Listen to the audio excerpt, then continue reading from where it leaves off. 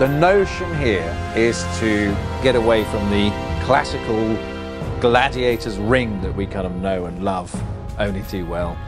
For various reasons. One, the Colosseum, for example, is 200 years later than our period.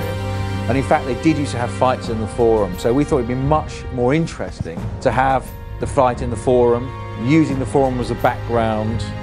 On the floor down there, the sand, which is where we get the word arena from, because the Latin word for sand is harina. They cover the floor in sand. The gruesome reason for that is simply because once the blood starts to flow, it gives you still a bit of grip, you get a bit of traction because the sand soaks the blood up.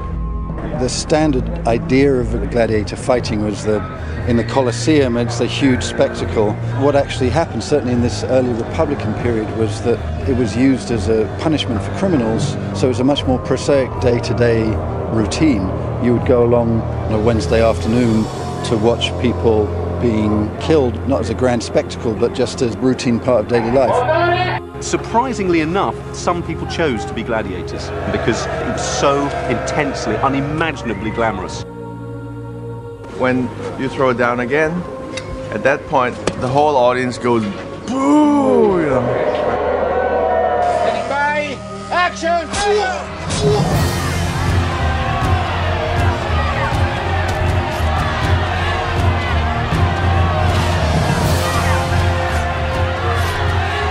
The key thing in a sequence like this is the choreography. It all revolves around that. It's like a dance.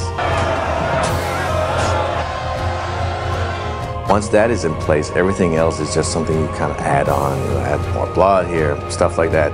It's not an exact science by any means. It's something that you can create while you're doing it.